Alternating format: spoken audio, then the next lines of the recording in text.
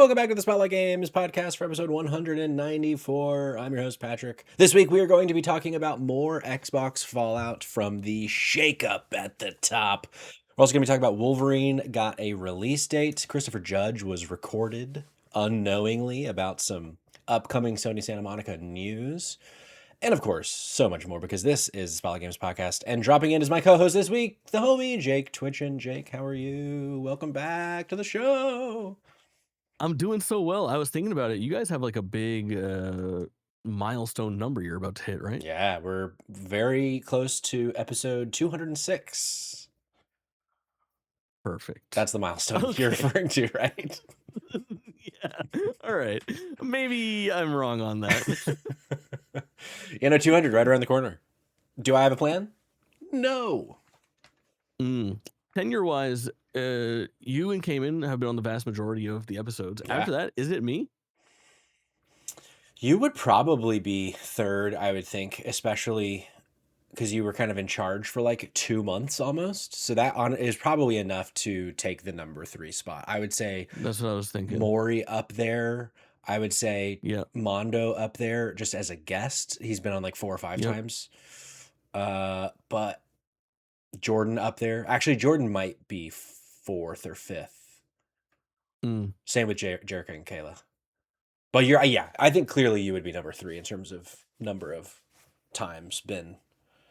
In terms of number of times been, you would certainly be number 3. I would say so. Yeah, I would say so. For sure. Well, it's good to be back. I'm so glad to have you back. I don't remember the last time you were on. I don't remember the last time we were on together either, but I'm sure it wasn't that long ago in the grand scheme of things. It's very hard for me to keep track of which show that I do with you is which show. Yeah, right. I mean, it feels like just yesterday last week. Anthrax was in our mailboxes, so who knows? Yeah, it's a threat. It's a threat. One of the most deadliest threats out there. Of course, we have a lot of video game news to talk about because this is the Spotlight Games podcast, where each week we spotlight the latest and the greatest in the world of video games. You can get it by subscribing to our YouTube channel at Spotlight Games Pod, or by searching for Spotlight Games in your favorite podcast app. And hey, you can be on the show by tuning in as we record live Tuesdays at 8 p.m. Eastern Time, even though today is Wednesday at 8 p.m. Eastern Time, right here on twitch.tv/Spotlight Games Pod. Be like Shard, be like Cognitive Clips, be like Coal Mines. Follow us so that you're notified when we go live, so you can be part of the conversation. Some very quick housekeeping for you guys. Tomorrow night on twitch.tv/drop-in-dropout pod, and of course Friday night as well, we're going to be live both nights. Tomorrow night, a marathon stream with Jerica, Kayla, and Cog. I might drop in, but I think it's unlikely that I do. But we're going to be doing the first night of the Marathon Server Slam, which will be very fun. And then the following night, myself, Jake, and I think just Jerica. I think it's just us 3. I'm going to be talking about the Marathon Server Slam. I'm going to be talking about Resident Evil 9 Requiem initial thoughts, Pokemon Pod. We're going to be talking about the Presents Friday morning, which we're going to talk a little bit about tonight as well as if either of us have been playing Red or Leaf Green, which I bet Jake at that point will have played. So we have a busy Thursday and Friday night over on Drop In, Drop Out, ready to go. And then also, lest I forget, Friday morning, also on Drop In, Drop Out Pod, myself and Jerica are going to be live reacting to the Pokemon Presents. About 40 to 60 minutes, I think, is the rumor about what we're going to be getting. I don't know that we have an official number yet. Do we have a number, Jake? That would be long as fuck. I want to say I'm hearing like 25. Oh, really? But I don't know. I don't know if we have it. I think we don't have an official number. Got it. Okay. Until we get that. Well, however long it is, we're going to be live reacting on twitch.tv/drop-in-drop-out pod. So you're already following. You're going to be there. It's going to be great. Jake, as you know so dearly and deeply, we always start our episodes here at Spotlight Games with what we've been playing. So, Jake, I kick to you. What have you been playing? I have been playing some demos, surprisingly. Demo I hopped season. into the Steam Next Fest stuff, and I had a really good time. I sometimes discount those Steam Next Fests because I am so much more of a console gamer than I am a PC gamer, and it's sometimes hard to sift through the craziness that is like a Steam storefront. Sure. But I made it a point to hop in and actually play some stuff that I hadn't touched before. And I had a really good time with a couple of games. I checked out Wild Blue Skies. You familiar with this? It's like a Star Fox adjacent video game. it's popped up at a couple of like the smaller shows, like a not Summer Game Fest, but it would pop up at like the Future Game Show, that kind of Yeah, thing. yeah, yeah. And I had a really, really solid time, a really solid first impression with this game. I didn't play it for that long. Nice. I don't think I could even like beat the boss at the end of the first level, but I was only, getting in there to mess around and take a little sampling of it. But very, very good art style when you're in the game, anime cutscenes when you're not. It's all a little furry pilled, Sure. unfortunately, but as is Star Or Fox, as it turns out. fortunately, you know. Right, fortunately, depends on who you're asking. But as far as like traditional 3D Star Fox stuff, it's really cool. It's very smooth. Hell yeah. Do you typically like a Star Fox like? Yeah, I think so. Yeah. It's like a weird. I feel like that and like a third person shooter like that, or like a dog fighting game, even Yeah. as far back as like the Star Wars Rogue series. Not in Um, 05. sure, exactly. Yeah. All of those kind of figure into Oh me as 04. like Excuse me, 04. stranger interests. I had to correct myself on the Michael Vick cover athlete joke. 2004. 05 was. Marshall Falk, maybe? I think you're right. I think it That's might the have been name that was Marshall in Falk. my head, Yeah. but I don't know. 2002, I think Eddie George. Those are the three I remember off the top of my head. But yes, Cognitive Clips. That's exactly right. What else? What other Is demos? Eddie George's wife the woman that was on Survivor? Oh, is it? I don't know. I think so. Taj, is that? I know. I know who she is. I know who Eddie she is. I don't George, know who he wife, is. Survivor. Yeah. Tamara Johnson George, also known as Yes, Taj. of course. Fuck. We love to see it. I had no Who idea. also is like a singer from Sisters with Voices. Fuck. Is this about to be a Sisters with Voices podcast? I think it should be on Shit. Survivor 50. Did you watch premiered Survivor on. 50? It is airing as of 9 minutes ago. I've been with you since it started. Oh, right. Today. It's not Thursday. That's right. I've been with you since it started. It's very good. What other demos have you been playing before I talk about what I've been playing? The only one that I think I want to like write home about here is Distant Shores. Oh, Distant yeah. Shore Britang, which I know you were there for most of my playthrough of. And if you don't know this one, this is the first person kind of platforming puzzle solving game that we saw at that like New Games Plus conference late last year, early this year. That was like that 4-hour one where a bunch of streamers put Yeah, it on. It was an that's right. interesting thing, but there was some stuff to see there for sure. And this was one of them. And this game is very, very rad. It's kind of like Portal meets Mirror's Edge in a lot of ways, and it has like a post-apocalyptic sort of aesthetic to it. But essentially, you're using telekinetic powers to platform and progress through like challenges. So you have these two little orbs that you can use to attach, they're magnets essentially, to attach to different metal surfaces. And you can either pull those things together or disperse that and like push them apart.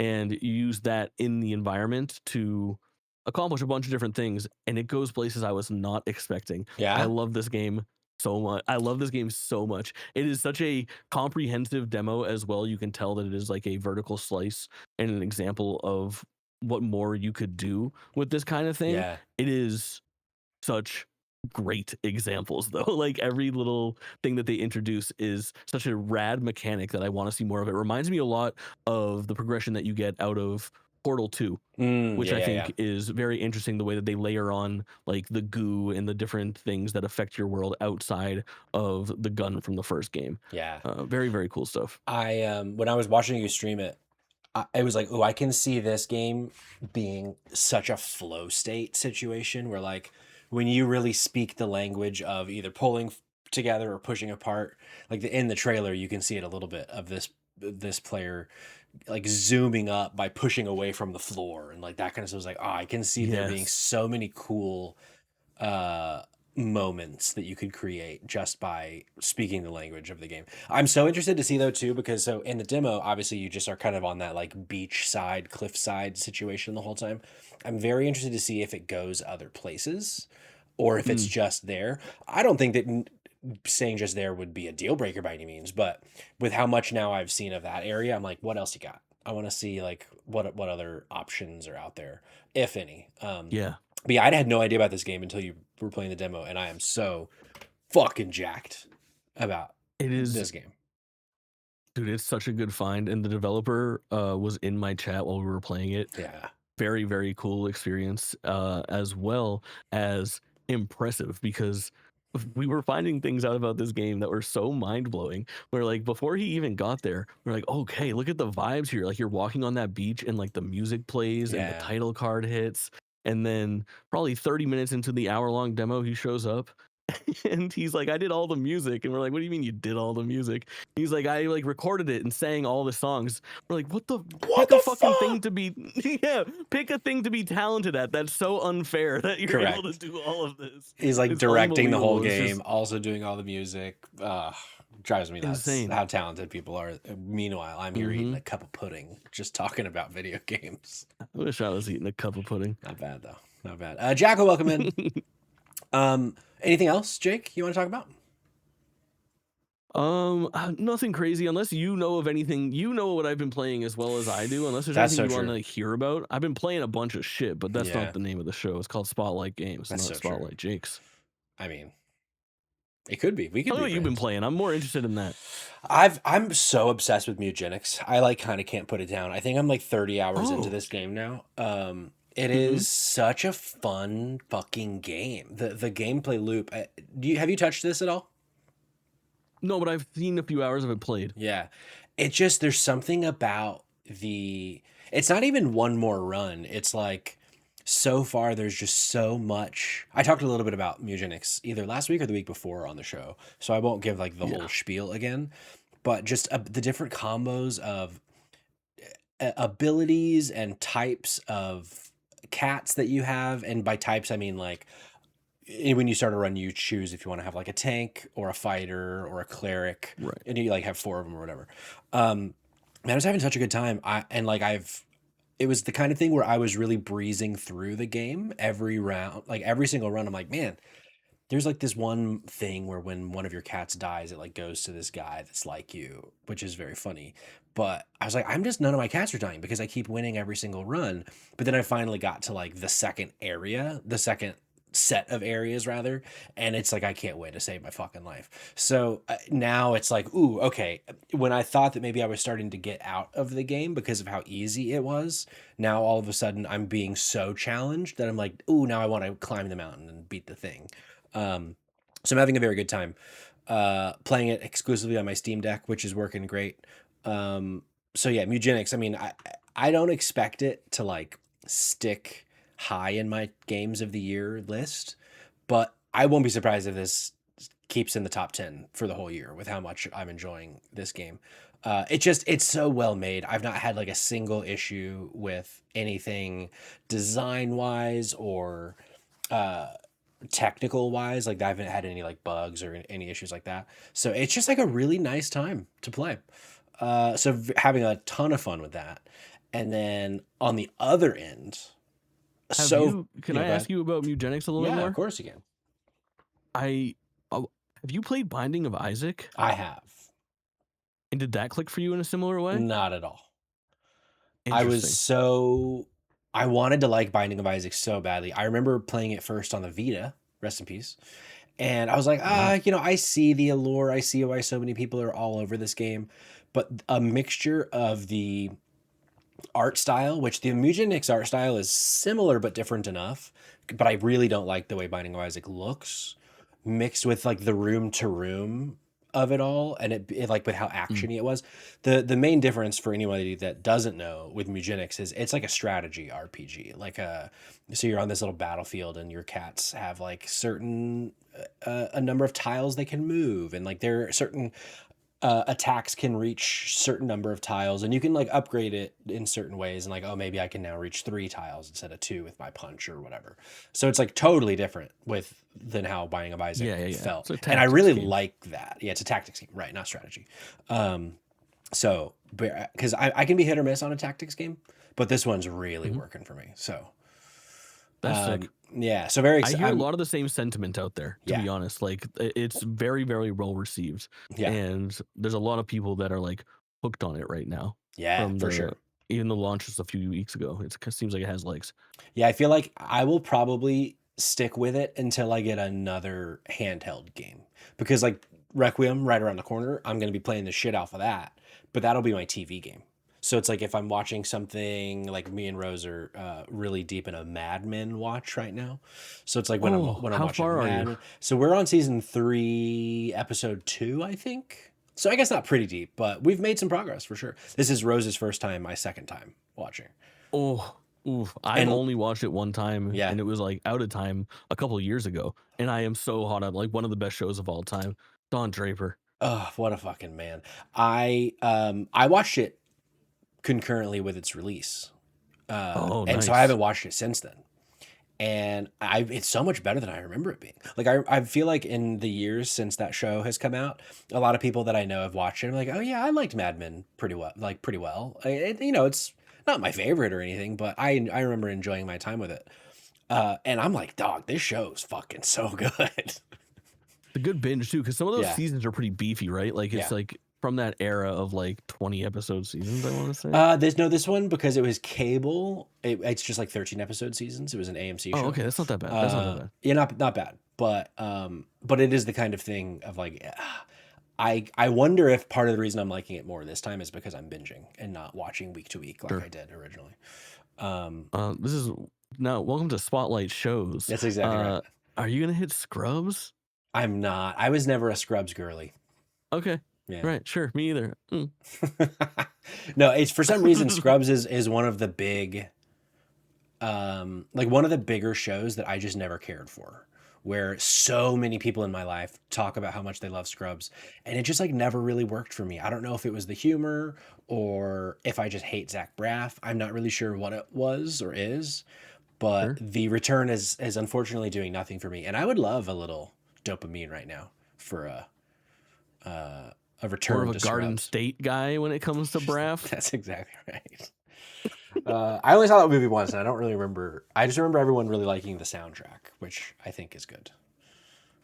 Correct. Yeah, I remember really liking Natalie Portman. Yeah, of course, that's exactly right. Kayla Gray in the chat. Jacob twitching on 2 pods in 1 week. Call it 3 by Friday night. I'm going for 3. But she, I can't assume it was Kayla, but drop and drop out with the 11-month subscription. We love to see. Thank you so much. Drop and drop out. Why don't you go give Hell him a yeah. follow? But yeah, so Mugenics I will continue to play while I watch Mad Men for sure. But I couldn't be more thrilled to be done with Resident Evil 6. Finished my co-op playthrough with Blaster Goblin last night. Nothing against the boy. I'll stream many a more game with Blaster Goblin if he's interested. But that fucking game, man. God damn. Dude, I look at that and I'm like, that looks like the Resident Evil for me. Really? Oh, it looks so dumb. It's so dumb. Like I couldn't figure out if during the playthrough I was having a bad time because I wasn't paying any attention because I was just like chatting with Blaster Goblin the whole time, or if the game is just that not fun. But I was just having such a bad time, and meanwhile he's on the other end like I'm having a fucking ball. And I'm like, what is it me? Am I the problem, Jake? Perhaps. Yeah, I don't know. It just looks like camp, dude. Like I'm so in for that. Like I love camp. Low key, like I love Resident Evil 5. Like I have a good time every time I play that game. And I've got a shoddy history with Resident Evil. I'm actively not interested in playing 9 Yeah. or 7 or 8. Just like the scarier direction that they've gone in is not for me. But 6 looks like the peak of it. It's like my ace in the hole with that series. I'm gonna Sure. not pay attention to those playthroughs. I'm gonna watch very seldom somebody else play them, and then eventually in the off season, I'm gonna hit Resident Evil 6 someday. It's gonna be I a good mean, time. Jake on the Jake campaign goes very hard, for sure. Mm, So at some point it'll happen. writes itself. It writes itself, I fear. But yeah, I like camp a lot. I think my issue with Resident Evil 6 is it's just not designed very well, and there's a lot of like quality of life issues that really got in my way. But I didn't have a terrible time, but I am glad that I won't be playing that game anytime soon. Right. Noah says, just got here. Have we talked about the Polygon article? We have not. I don't think it made its way into this set of news, but maybe it can. Who's to say? What's the fucking Polygon article? They did a review of Resident Evil 9 with probably the worst fucking opening paragraph I've ever read in my life. All right, I'll pull it. Go on. I'll pull it from the Discord and read it to you real fast. So they have reviewed Resident Evil Requiem, And this is the first paragraph and the second title, or the second sentence of the first paragraph. Whatever. Just listen. Last year marked the 80th anniversary. I can't believe I'm about to read this. And I'm not laughing at the content. What? I'm laughing at how absurd this fucking thing is. I wish you didn't know that this was a Resident Evil Requiem review. In fact, actually, that your reaction would be so much better. Last year marked the 80th anniversary of the atomic bombings of Hiroshima and Nagasaki, is the opening line of this review, Jake. Again, I'm not laughing at whatever Patrick said too. Correct. It doesn't sound right. Something so barbaric feels like it should have happened centuries ago, and yet it's still recent enough that tens of thousands of survivors still live among us today. Known as hibakusha, these individuals still carry with them the physical and mental scars of an unfathomable tragedy. They are both reminders of the evil mankind is capable of and living proof that against all odds, good people can still hope to push on in the face of it. In his own world, Leon S. Kennedy is a survivor too. One of the two heroes at the center of Resident Evil Requiem. Are you fucking kidding me? I wish I was making this up. It's so fucking bad. I can't help but laugh at how fucking unbelievable that is, that someone would post that review. That's so crazy. What I wonder if it was just like, it almost feels like AI. It kind of feels like AI, honestly. It feels like AI did that, and then they were like, I'll make it my own words. No one will ever know. Fuck. Yeah, I do think if you had no idea that that was a Resident Evil review, you would have lost your fucking mind. That's so fucking funny. Yeah. But we will be covering Resident Evil 9 Requiem on Friday's show and Drop In Drop Out, as mentioned in the housekeeping. So stick around for that later this week. But Sure.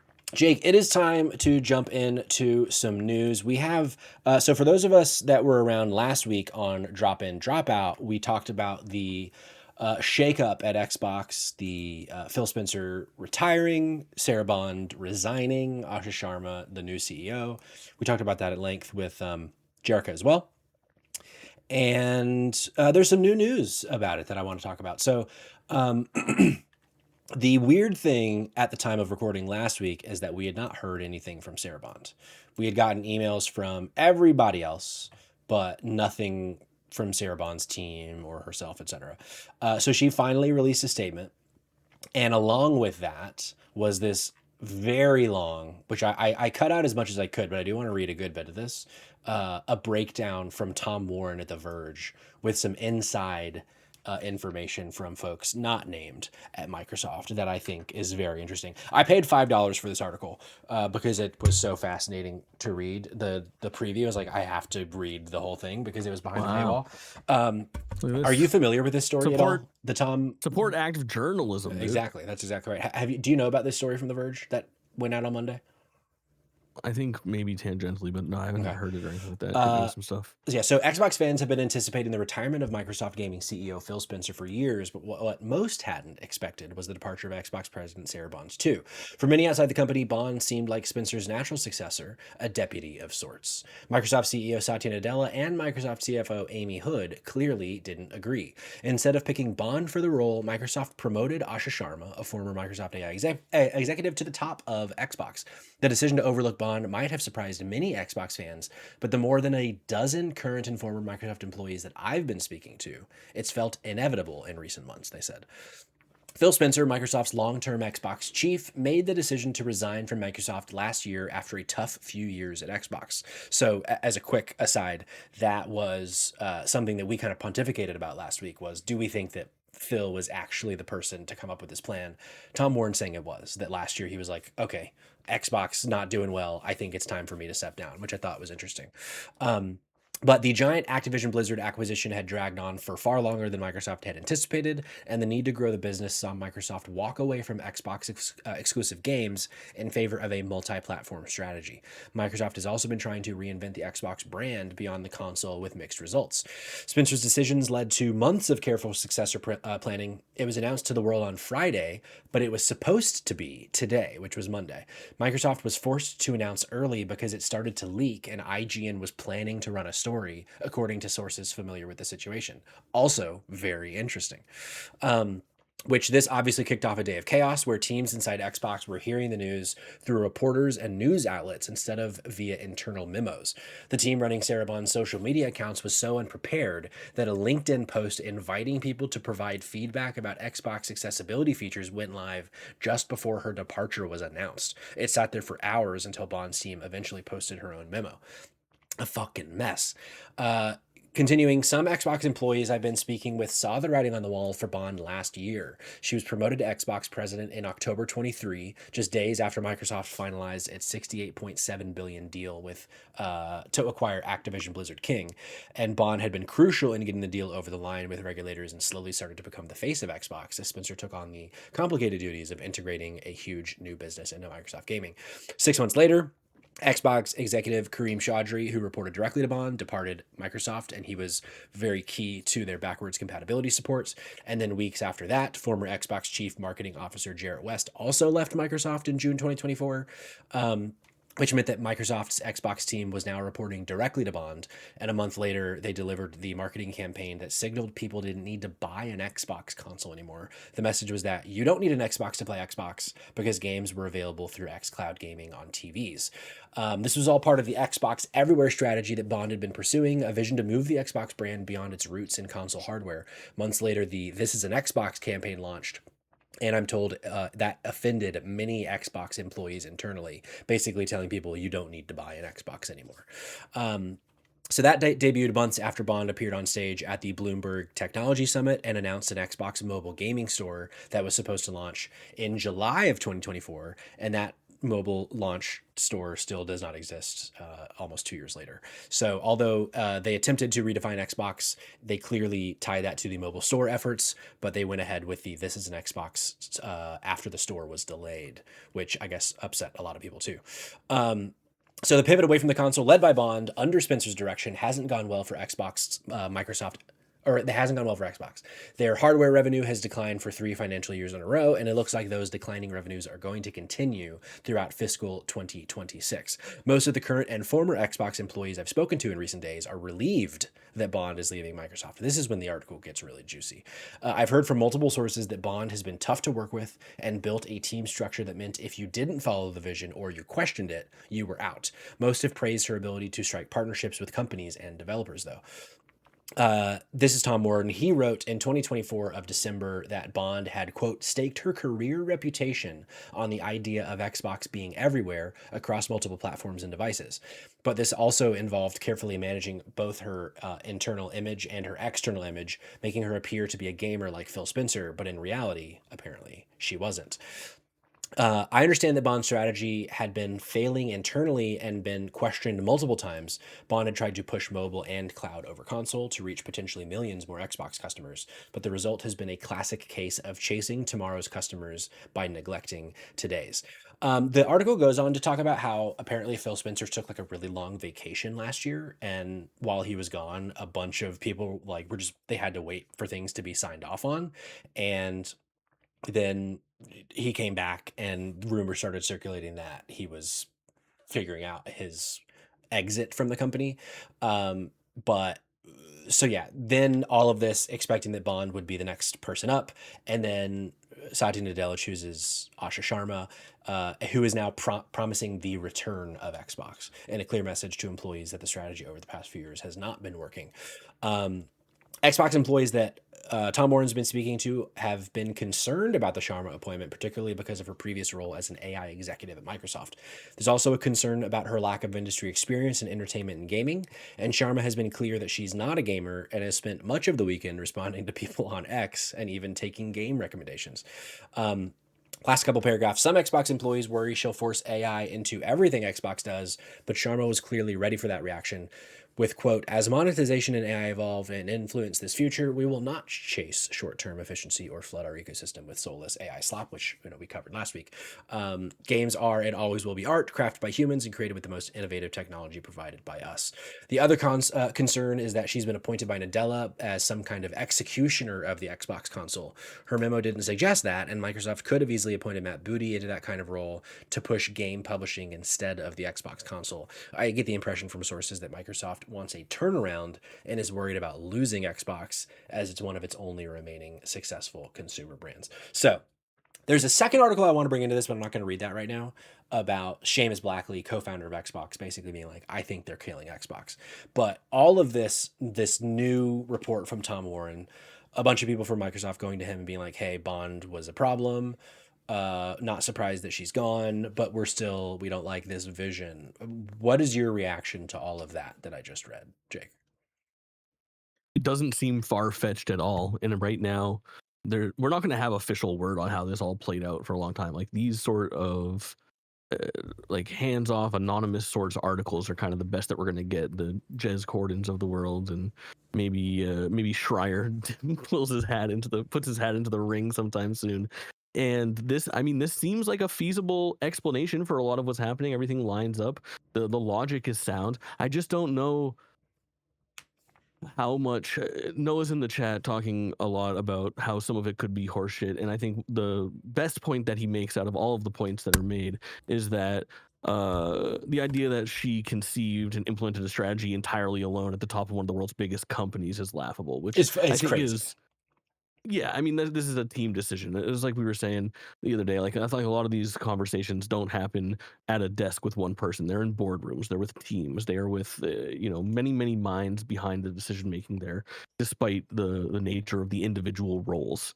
Yeah, So I don't know how much we're looking to blame a single person here, but in the long run, that is what companies like to do to the right, public eye, is they love to attach a name to a failure and then be right. like, that failure is no longer with the company. So I think it makes sense. I think that I don't know. Time will tell how accurate this is, not in the proving of its accuracy, but in how things play out with their messaging going forward. Like, Sure. will we see them continue to push the everything is an Xbox, you don't need a console, or will we see them reinvest into hardware as a company? And then we will know if this was an accurate article, I suppose. I mean, so with that, I mean, do you think that they're going to try to go back to a hardware first brand and exclusives and all that shit, or do you think this is just Yeah. saying a bunch of words with a bunch of hot air, and then within 6 months, You know, AI is going to be at the forefront of Microsoft gaming and all that shit? like I said on Drop In Drop Out last week, Microsoft is a hardware company. I understand they're a software company, but I do think that is the route that they are going to go. I don't think that they're just going to say, well, Xbox is a failure. Let's just ride this out and not try to push any more product to people and let it just teeter off and become a publisher. I do Yeah, think we're going to see a recommitment to hardware. I just don't see them giving that up. Like, even if they have generations of failure again until they get to like an Xbox 360 level here, I think that PlayStation's losing ground. PlayStation can't maintain what they are doing, and I think that there should be, blood in the water for them. If they sure. stick with it, they still have a shot. I don't think it's worth giving up on right now. So I think Xbox hardware, recommitment to Xbox hardware in the next few years. Blood in the sand, even 50 50 Cent, Cent, like, perhaps. Yeah. So this other article that I wanted to bring in is about the brand itself, and so this is from Andy Robinson of VGC. Xbox co-founder Seamus Blackley believes that Microsoft's gaming brand is being sunsetted, quote, and that its new CEO has been brought in as, quote, a palliative care doctor who slides Xbox gently into the night.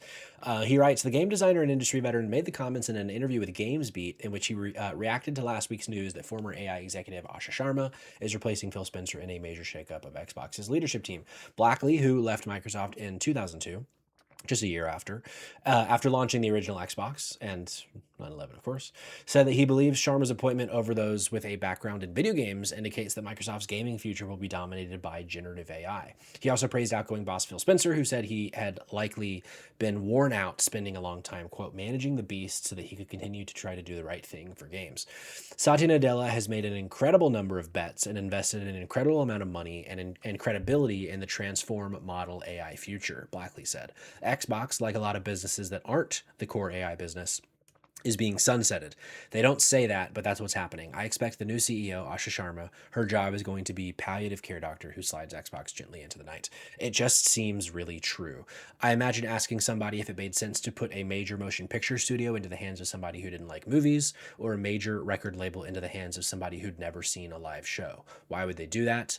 Well, you only do that if you're looking at the problem in a more abstract way, which I thought was interesting in that it's like I see this in kind of from two sides. One is like, the games industry loves to bring a former executive and get their take on something.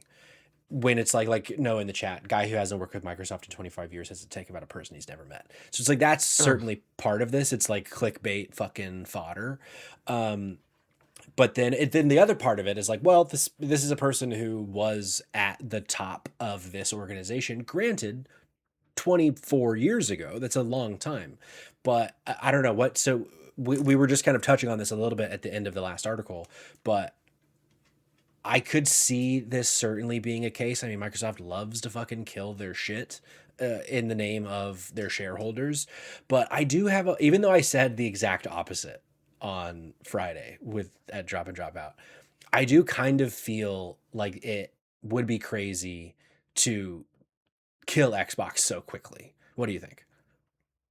yeah, I'm with you 100%. That fucking article is so funny. It's like when there's a plane crash and then they just like get the news station to call up Joey Fuckface who worked at the airport for 25 years to give their opinion on plane Yeah, crashes to for fill sure. fucking 7 minutes while the anchor takes a shit. Like Yeah. it's a fucking mess of an article that I feel like just kind of strikes while the iron is hot for clicks probably more than anything. I don't know if there's like journalistic integrity behind this. I mean, this guy probably believes in what he's talking about, but it's not.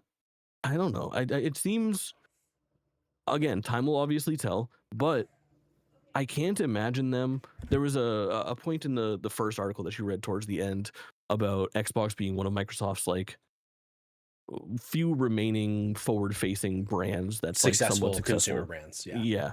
And I think that means more than a lot of people give it credit for. Like I think Xbox is synonymous with gaming at this point and they were late to the game, you know? Like PlayStation and Nintendo were already locked into a console war when Xbox came in, and to throw their hat into the ring that successfully for that long, and to have the success that we did for uh, a brand that wasn't known for gaming outside of PCs is very, very impressive. And I don't think they do want to throw that away.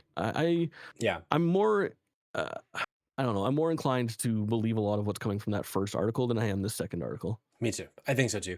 I also think I'd be very interested to see. I mean, we wouldn't hear about this for quite some time, but with the news of the shakeup, with the news of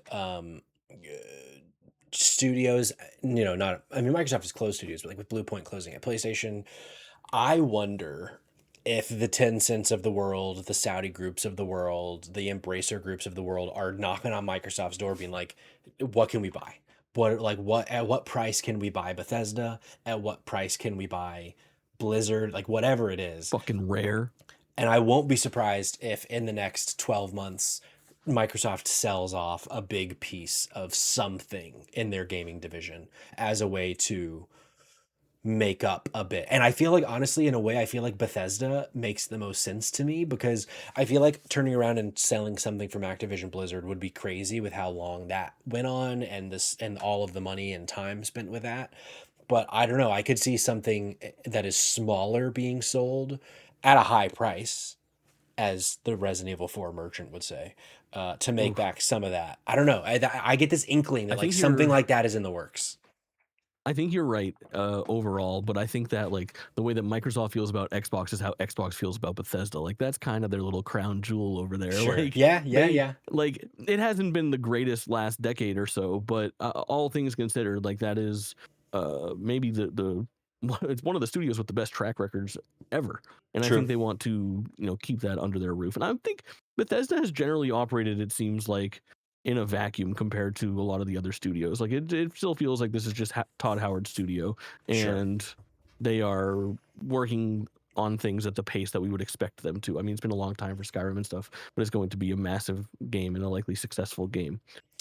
There's also, But yeah, I I wouldn't be think, surprised if they got a little leaner overall. yeah, for sure. And you make a good point about Bethesda though, because I bet Satya Nadella probably has no fucking clue what Kiln is coming out of Double Fine, but he knows Elder Scrolls 6. I bet Microsoft is putting whatever fiscal year internally that they are putting that in. I bet that forecast for that year has a big mountain in the forecast graph for Elder Scrolls 6, which some people are thinking might be sooner than we think. I'm not one of those people, but so that's a good point about maybe Bethesda is a bit too big.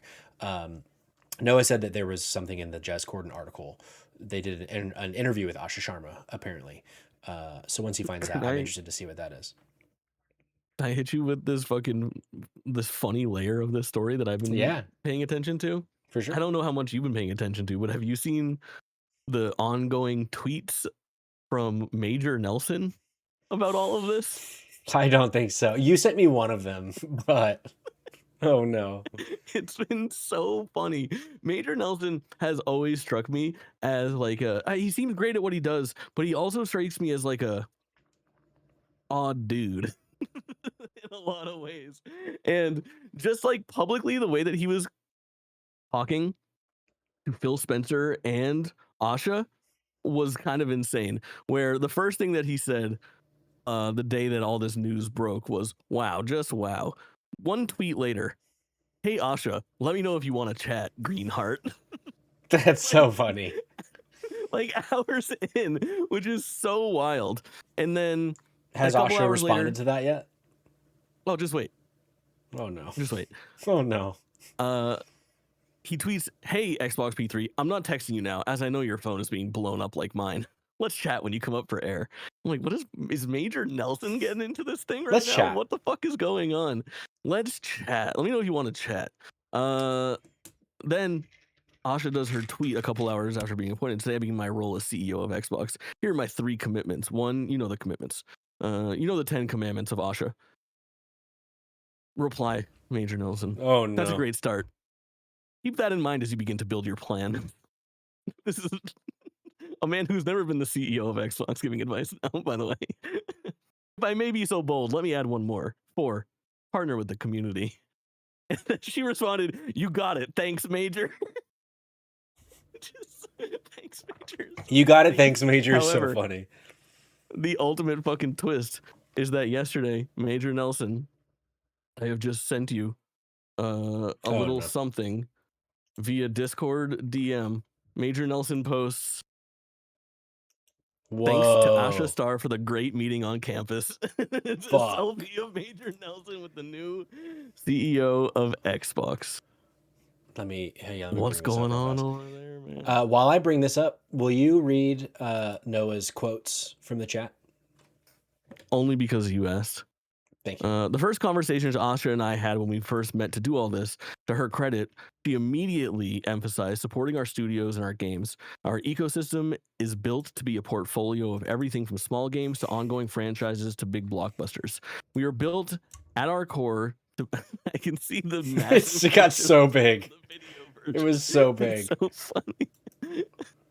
Everything from Killing to Call of Duty, everything from Minecraft to South of Midnight.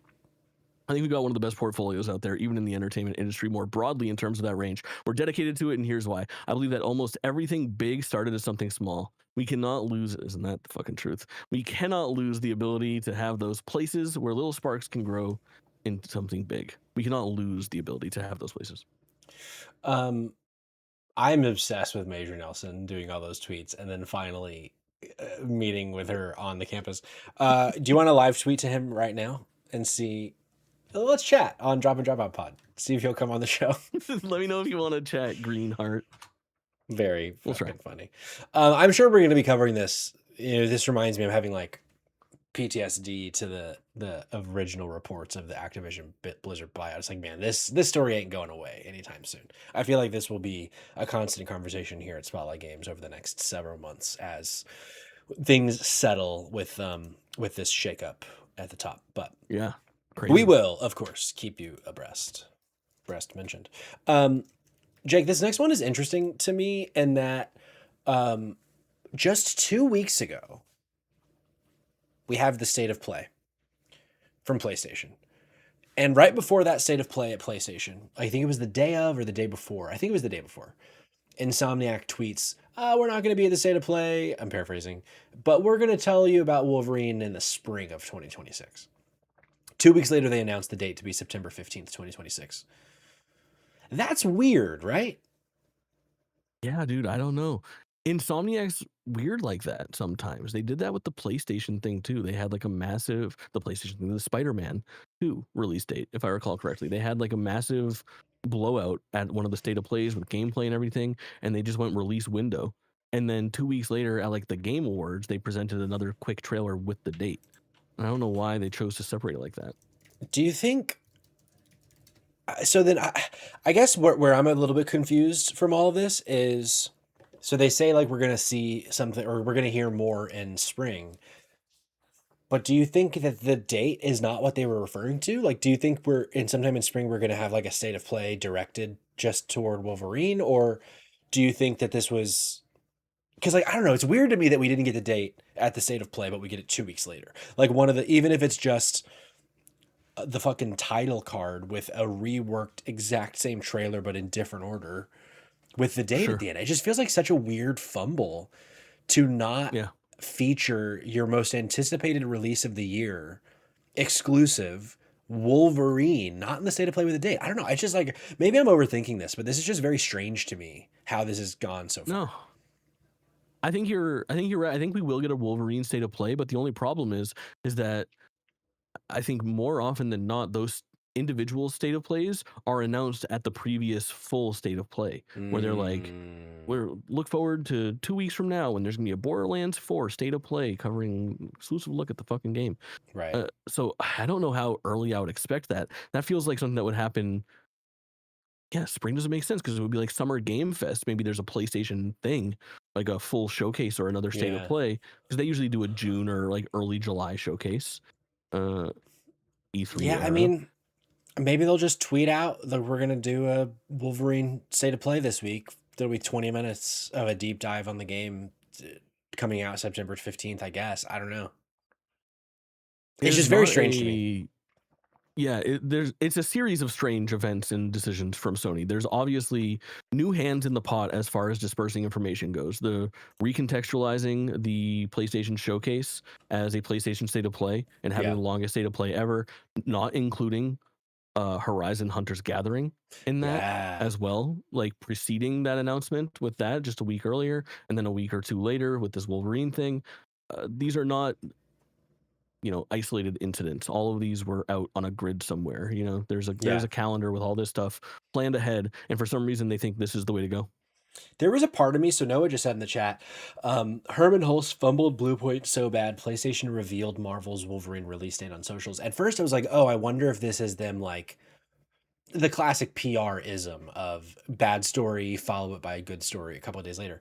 But I feel like everything at Xbox is like enough to have us already have forgotten about Blue Point in a way, right? Like obviously we're still talking about it. It's still very much the biggest it's Sony the story. luckiest. It's the luckiest thing ever. It's a good thing that like we are in small circles that sensationalize this shit. So honestly, the Blue Point thing is another one of those things where we're chronically plugged in and online, and that was a big deal for us. And the fact that it is indeed like I think everybody we would agree that it did get overshadowed by this Xbox news quite a bit. Yeah. And if you're somebody who just barely pays attention to this shit, you just saw a couple TikToks about Blue Point, and Yeah. now all of these Microsoft ones, and they're using fucking words like AI and like Mm-hmm. people being fired and whatnot. I think it's one of the most fortunate things that's happened to PlayStation PR in a while is Microsoft letting they didn't even give them the week, man. If it would have came out on Monday the way that it was supposed to instead of Friday afternoon, Yeah. PlayStation would be eating shit sandwiches all weekend instead. Yeah.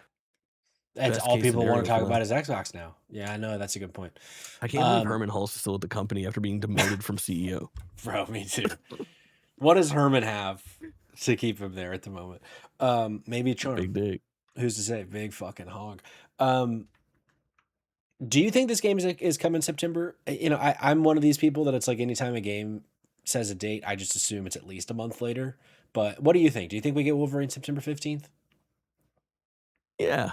Yeah. Yeah. I really trust Insomniac. I feel like they're usually good on their release dates, if I recall correctly. I may be wrong Yeah, on I that. can't think of No a one's about to delay be like, "Are specifically. you fucking stupid?" And it's going to give me a list of all of the times that Insomniac delayed projects. But I feel like they're generally pretty good. Yeah. Okay, I trust you. You would never lie to me. You would never tell me anything not true. Correct. Mm-hmm. So, all right, there you Microsoft is historically go. a hardware company. That's exactly right. Well, let's go into the actually real fast. Noah says this was probably done the way because of some scheduling hold up with Marvel that prevented it being shown sooner, like at SOP. That could be it, like an internal deadline or something. Like they had to hit some milestone for the date and they didn't hit it in time. Maybe that could make sense. That's fair. That's fair.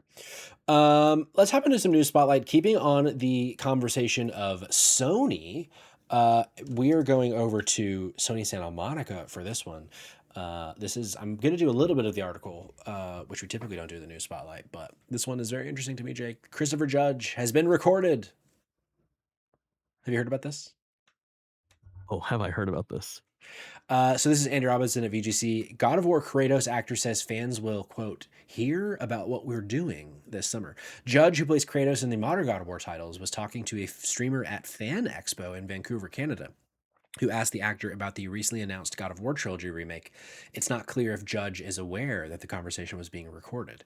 Judge confirmed that he won't be appearing in the trilogy remake since original Kratos actor T.C. Carson, who my wife has worked with once, will be reprising his role as announced in a recent State of Play live stream. OGTC? Oh yeah, OGTC and Rose. I was going to give Rose's initials, but I don't know that those are public because she doesn't have my last name. Right. According to Judge, this remake will feature a new fighting system. He said, quote, and then you'll be hearing about what we're doing probably in late summer, the Kratos actor added. While he did not clarify who this comment was in relation to, the context of the conversation has led many to assume Judge is referring to God of War developer Sony Santa Monica. What do you think? Do you think, I mean, Judge obviously has a strong relationship with Corey and with Santa Monica. Do we think this is like more God of War, or do we think this is Christopher Judge just again in a Sony Santa Monica game?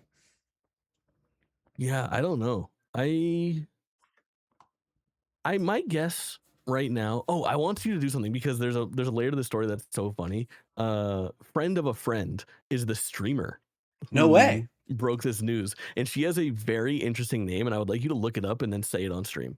Okay, I want great. to hear how you pronounce it. So you figure that out. But it is interesting because I think to say that there's going to be a new system, I played God of War 1 recently, the PS2 version, original hardware, because I'm the best. Yeah, And that game yeah. hasn't aged that well. Like it's like still, it's very challenging. It's got a lot of difficulty spikes. Some of the reversal and the mechanics are a little obtuse. Like if they're going to not just like remaster these and these are actual remakes, I think it's very, very easy to see that we're going to get like a new fighting system. I hear you giggling over there. It sounds like you found her name. Go ahead. Tell the people how it's spelled first. So it's spelled Fuzhpuzy. Yep. My brain wants to say fuzzy puzzy, but it's an H and not, implication, not a Y. Is it fuzza puzzy? Fun fact, I have no fucking idea. Got it. Okay. But I don't think it's supposed to be dirty, but I mean, you know. Fuzzy puzzy is crazy. Maybe it's fudge puzzy. Yeah. This is whatever it is. Something like bad. that. I think, yeah. I should have expected that was the realm in which it was going to be when you wanted me to look it up, but correct. Yes. But to talk about Santa Monica though, which I think is interesting because Christopher Judge saying you'll see what we are talking about in that context does sound like it's got to be either something God of War or just Santa Monica. And I think that is the public has been talking for quite a while about how Barlog, right? It's Cory Barlog over there, is working on what is presumably new IP. And the longer there is before a release, the more I think it's just going to be more fucking God of War. But it's going to be like a new iteration, a third iteration of God of War that's probably the Egyptian one or an Atreus like spin-off game or something like that. That doesn't feel like the duology that we just got of, is that a word? Of 2018 and Ragnarok. I think we'll just get a departure from that theme. And I bet, but with Kratos, that is what you're saying. But it involves Kratos, yeah, and it involves Christopher Judge. I think that we're grasping for straws if we think that Christopher Judge and Sony Santa Monica are working on something that is not God of War. It does feel strange to me for it to be Christopher Judge, and if it's not God of War, but I'm confused about why would you go back so quickly? I feel like I don't know. I feel like it to me, and put a pin in this. I'll eat my words when I see the trailer and I lose my fucking mind. But I'm just not interested in more Kratos right now. Like the Sons of Sparta did not get me interested at all, mostly because of how it looked. But if this isn't something different, there's a world in which I might end up being like, okay.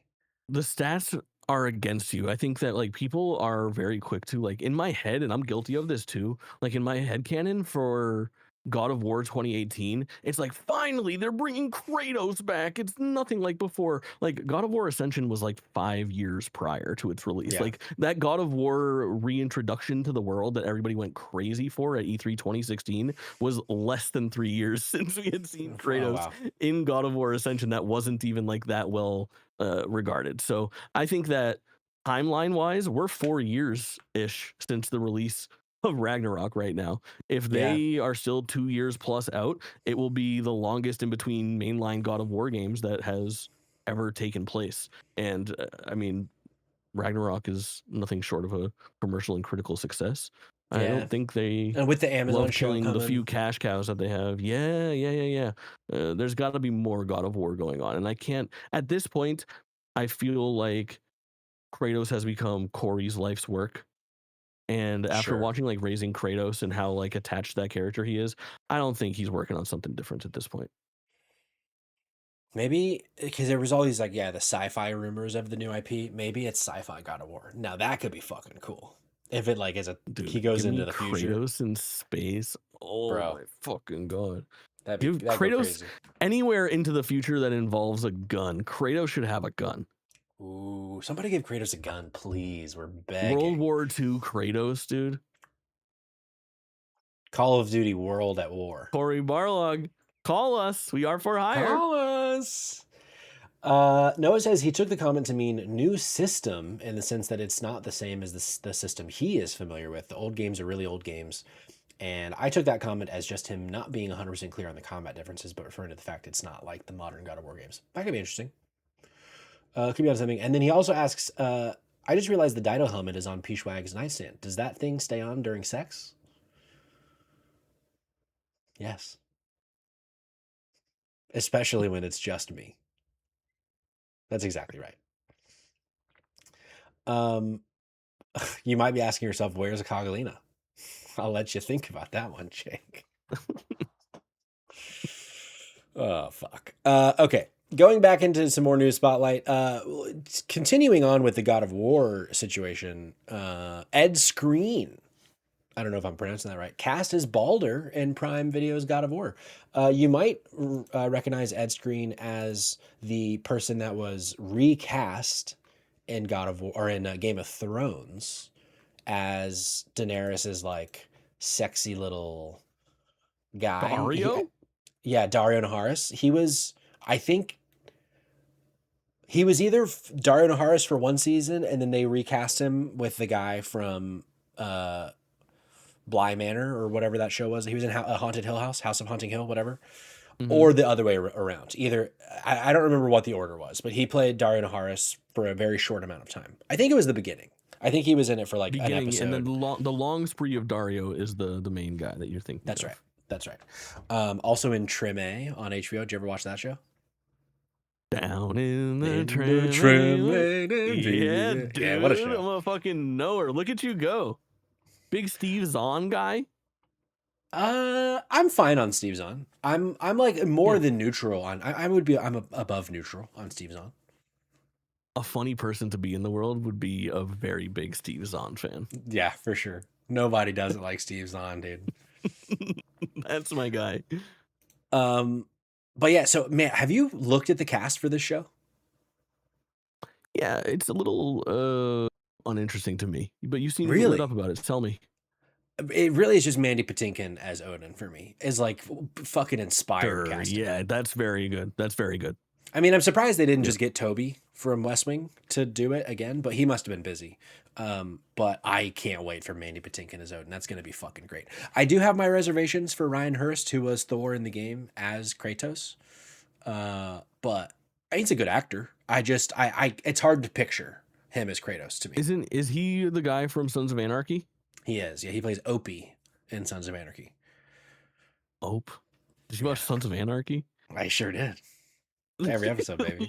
Look at you go, dude. Yeah, I've seen so much Spotlight television. has been a great episode of Spotlight Television. I'm learning so much about you. I also did like the last like 3 or 4 seasons of Sons of Anarchy live to diminishing returns, obviously. But yeah, goddamn. About 8 people out there know that there was a very brief Spotlight TV podcast that existed.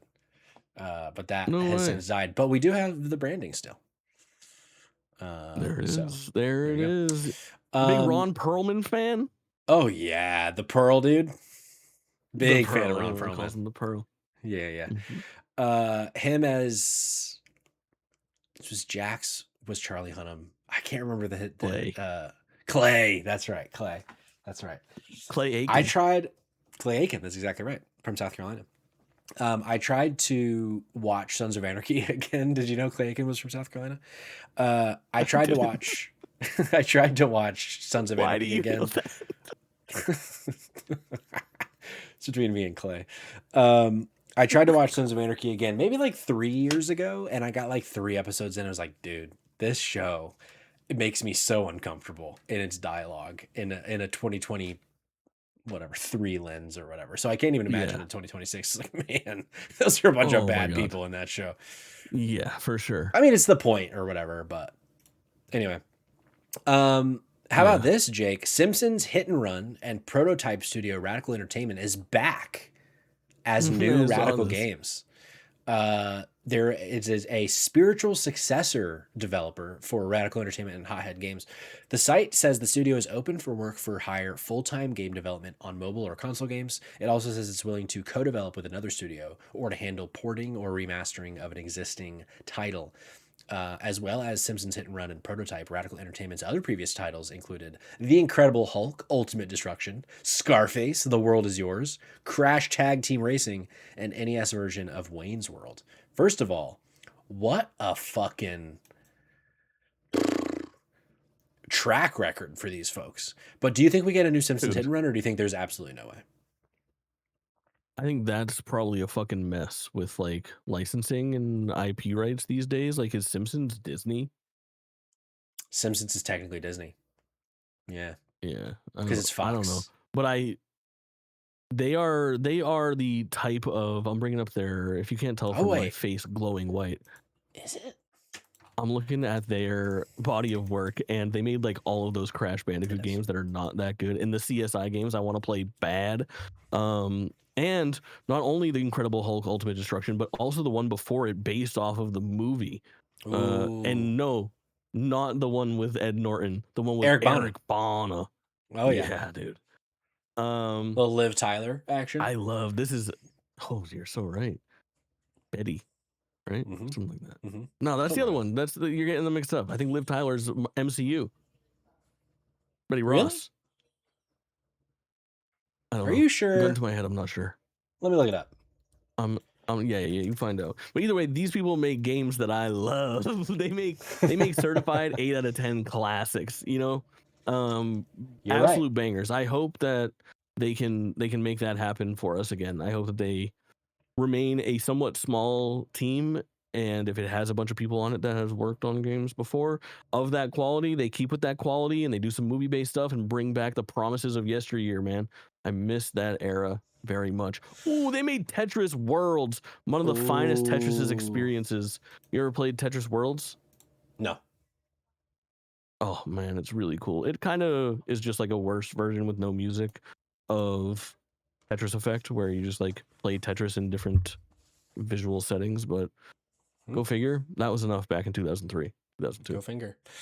Jennifer Connelly, not Liv Tyler, is in the Eric Bana one. Jennifer Connelly, hell yeah. Yeah, ass to ass.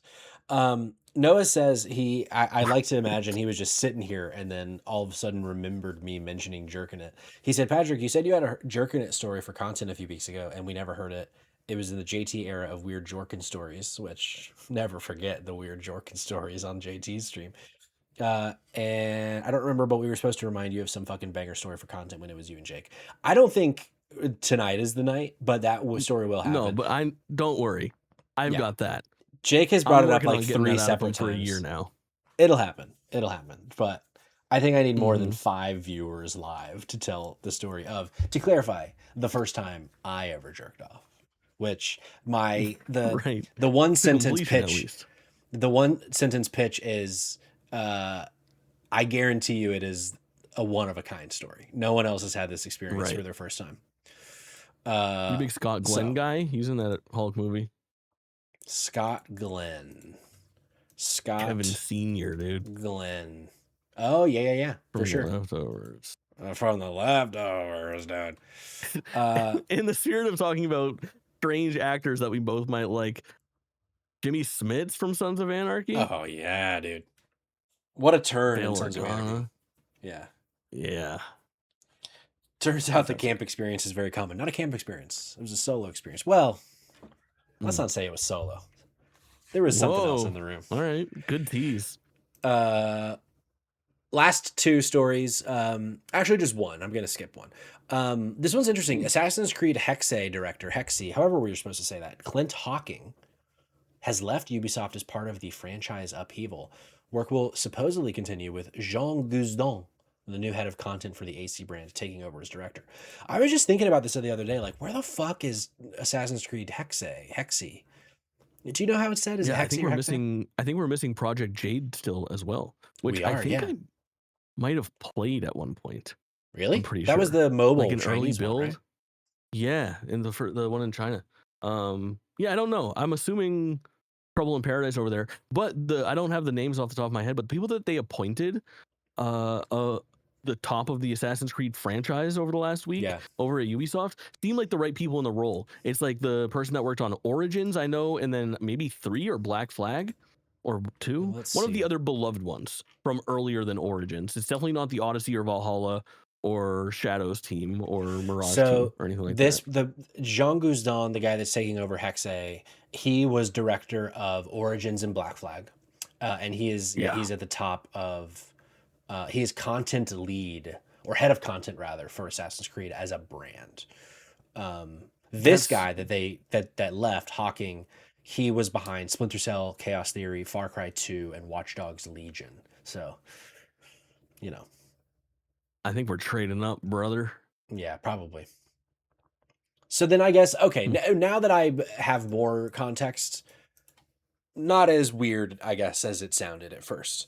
For a game that we hadn't heard about in a while and now has a big shakeup. But I mean, we probably weren't close to that one anyway. And man, I hope this one hits. Like a Salem Assassin's Creed sounds so interesting to me. I hope they do it right. Yeah, me too. That was because scary. I just wanted, but I wanted to be scary. I liked Assassin's Creed 3 for the fact that was the first time that we had been in like a setting very different than the other settings. Because even like Rome and Florence and stuff, it was still pretty similar to the Middle East in the first one, like just like the way the cities were built. So it being in like Philadelphia and Boston and shit like that, I was like, oh, I like this new terrain. I just didn't love the game as a whole, other than the Desmond stuff. I did like the Desmond stuff in that game a lot. But yeah, so I'm excited, and I hope this game is not dead because I just kind of assume most things are dying these days. It seems like the Prince of Persia game got nixed, but we are still. I mean, I feel like we're having this conversation all the fucking time. Imminently looking at a release. Like I feel like the last thing that I heard was January, and then the Ubisoft shakeup, and they're like, we need till March.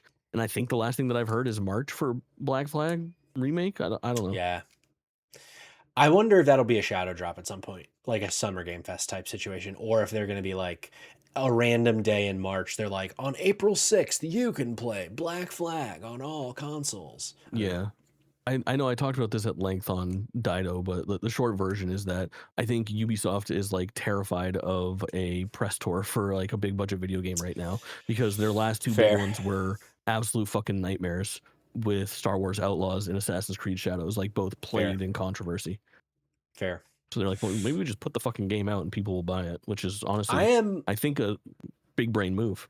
I'm very ready to play an Assassin's Creed 4 Black Flag remake. I haven't touched that game in a long Dude, I played time. Black Flag for the first time last year, and I only got like halfway through it, and I was like, I'll just return for this remake because this shit, it rules.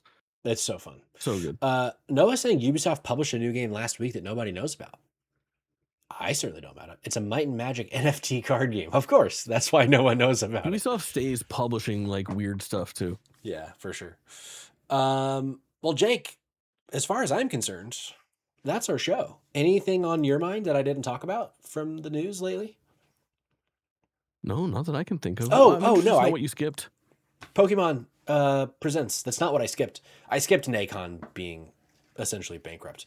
But Pokemon Oh yeah. Presents on Friday. What are we thinking? I know you just did a whole podcast about this somewhere else, but do we think this is a big one? Story Motors. Yes. So I think Pokemon Presents, it would be a historic bag fumble if it's not massive on Friday, where it's the 30th anniversary. It's Pokemon Day. It's been 4 years since our last mainline games, which is the longest it's ever been between mainline games. I think we're going to get Pokemon Wind and Wave, which has been the rumored duo at this point, confirmed with probably Nintendo Switch 1 and Nintendo Switch 2 edition. If we don't see a similar... Do you remember the reveal of Pokemon Scarlet and Violet? Off the top of my head, I don't. It was pretty cool. It was just a Pokemon Presents, and they had already announced a bunch of stuff, including looks at like Pokemon Legends Arceus, which was like about to, or it just come out, maybe? I don't remember. Either way, there was a bunch of games. It was already a full plate. And then there was this like extra trailer at the end where it had like the security guard in like the abandoned mall or shop or something. Is this ringing a bell? And it was like a minute, like a full 60 seconds of like live action of this guy with like a flashlight investigating something, and then eventually finds what are like the new starters for Scarlet and Violet, and then it breaks into like a minute and a half long trailer revealing the world. And that's how they anchored it. That was their one more thing. That was their announcement at the end of that Pokemon Day celebration. So I am guessing that not only are we getting Pokemon Gen 10, but it is to be released imminently. Like they are going to have a fast turnaround. I would have guessed that comes out by the end of the year. Hell yeah. I need to go back to ZA. I really didn't fuck with ZA. But maybe I just get Leaf Green or Fire Red and play that instead. I kind of want to play Pokemon right now. I always want to play Pokemon. And I also like I beat ZA and I liked that game more than a lot of people, I think, but it also didn't like fill my cup in the same way that I wanted it to. Like it was just kind of felt like work at a certain point, and I didn't get the same sort of... I had a fun time playing that game, but I didn't have a fun time playing that Pokemon game, if that makes sense. Like That makes sense. I want to catch them all. I want to have those turn-based battles and stuff that I don't get in ZA. I would like a more traditional experience when given the option to do so. So yeah, I'm in on Leaf Green at the end of the week. 100%. Noah asks, are we in on Pokopia? I couldn't be more fucking stoked for Pokopia. Of course, that's going to be my Pokemon fix. God. I'm so fucking hyped for Pokopia. It's actually a really nice run of like a week with Leaf Green. For me, I don't know how hard you go on your Pokemon. I can crush Leaf Green in a week. I've never played Leaf Green. I played as a kid. I had Blue, and then I played a version of Yellow. I don't remember where, because none of the Pokemon have been on the Switch, right? Like the old ones, right? 3DS had Pokemon Blue and Red. I must have done a ROM of Yellow, because I've definitely played Yellow as an adult, but I don't own Yellow in any capacity. I mean, I do. I bought it with my own money, Jake. Right, of course. But I never played Green, because the Green was the Japan one, right? Have you? Or no?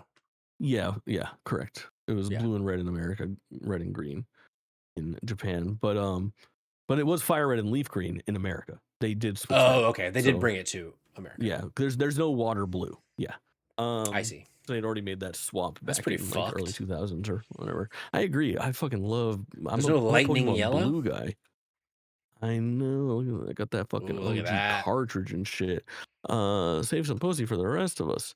I I feel like if you haven't, well, you played Yellow as an adult. Did you play Gold and Silver at any point, No, or Heart never. Gold Soul Silver? Nope.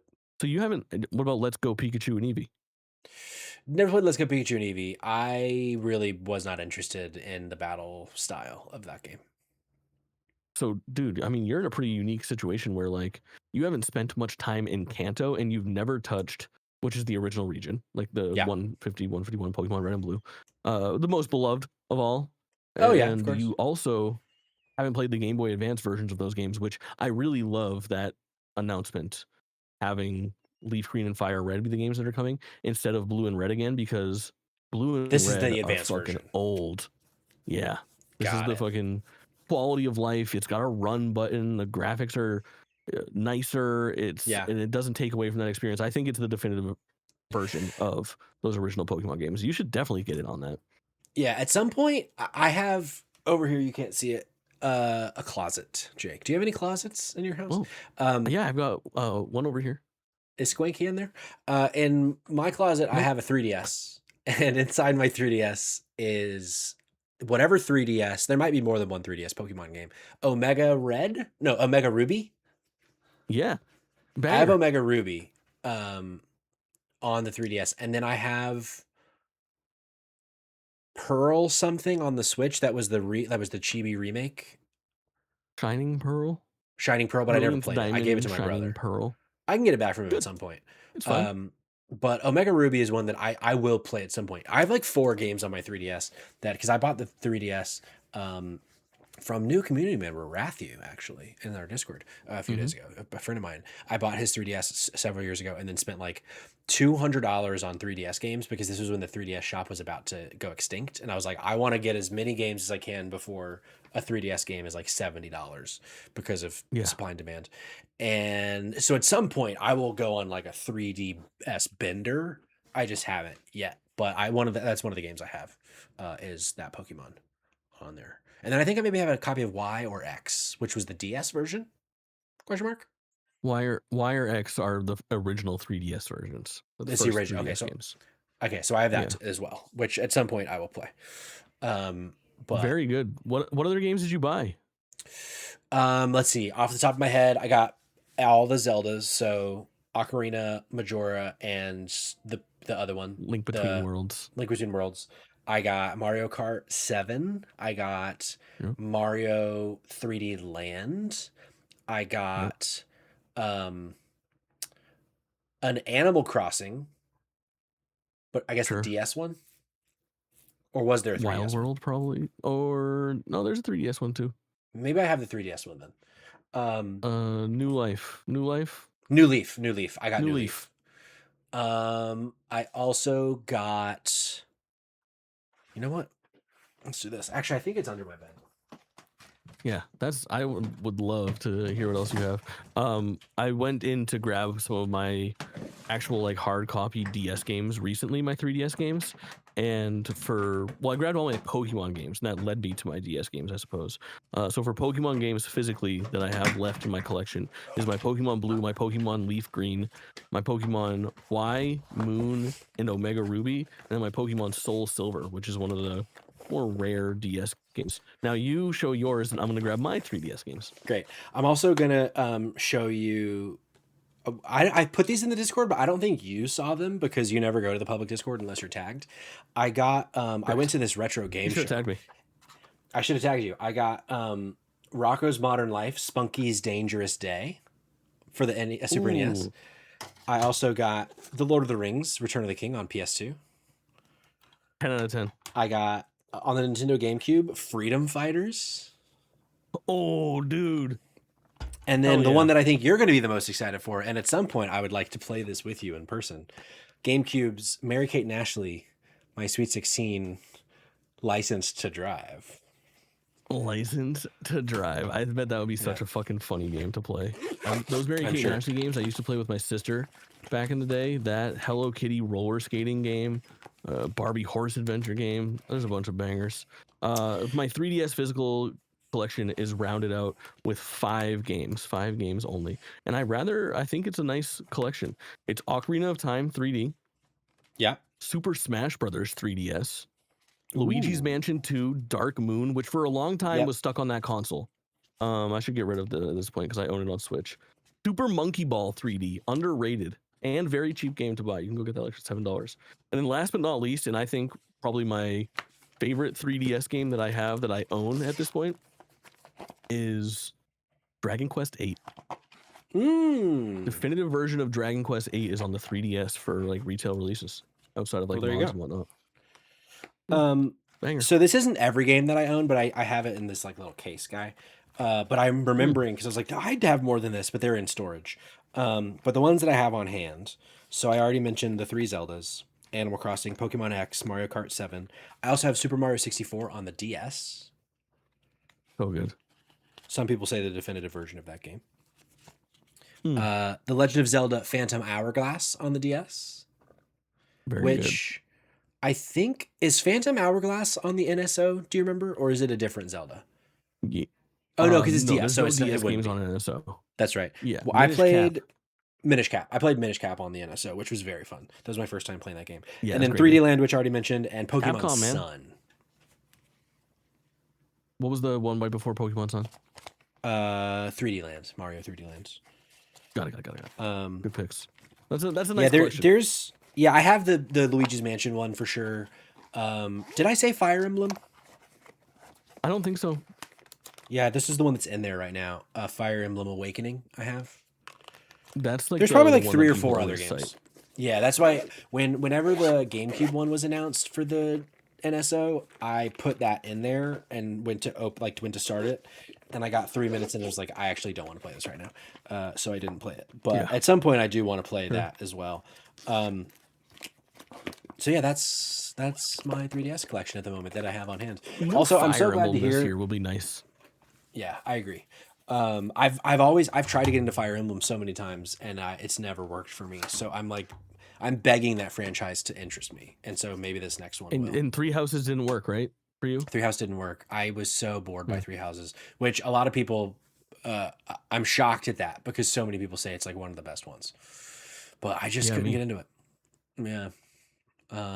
So maybe next time. Also, I'm glad to hear that Noah says that Rocco game is so much fun. I actually didn't know about it, but I was at this show and I was like, oh, a Rocco game on SNES, I must buy. So once I get my SNES back, which is in storage, I will be playing that post haste because Rocco, one of my favorite cartoons of all time. Heifer. Oh yeah. We in my friend group through high school growing up, we called the thinnest member of our group was named Heifer. We just like literally only referred to him as such. That's so funny. I think at some point we need to do a Rocco's Modern Live marathon on your stream. I would be interested in that. Yeah. Pop Rocks. The Pop Rocks. Ooh. The Pop Rocco Modern Life Jamboree. Everyone, yes. Pop Rocks body shots off of each other. Ooh, yeah. Fuck. I can't wait to take a Pop Rocks that body would be shot in the belly button. off of Cogging the Clips.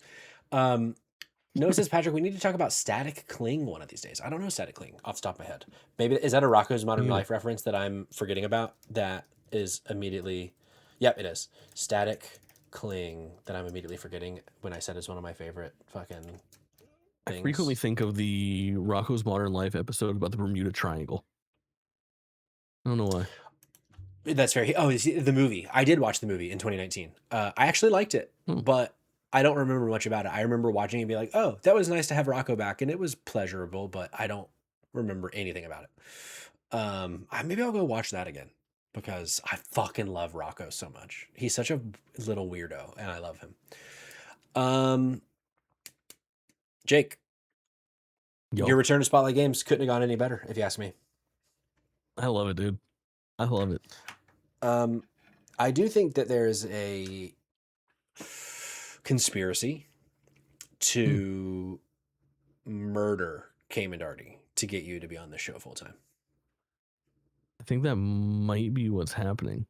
But I think it might be what's happening. there's also one to murder you so that Cayman and I can take over and do Honestly, Jake dumping. Honestly, the better conspiracy, I fear. There's an ongoing conspiracy to get me out of this too, so just so it's nice and even. Noah, Coal Mines, Cirrus, all the folks. Thanks for being here. Thanks for watching. Thanks for listening. We will be back tomorrow night over on Drop In Drop Out Pod playing some Marathon. Jerica, Kayla, Cog, and then the following night, myself, Jake, Jerica, talking about that game and Resident Evil 9 and Pokemon.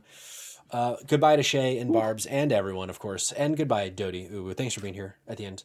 We'll see you next time. Bye-bye.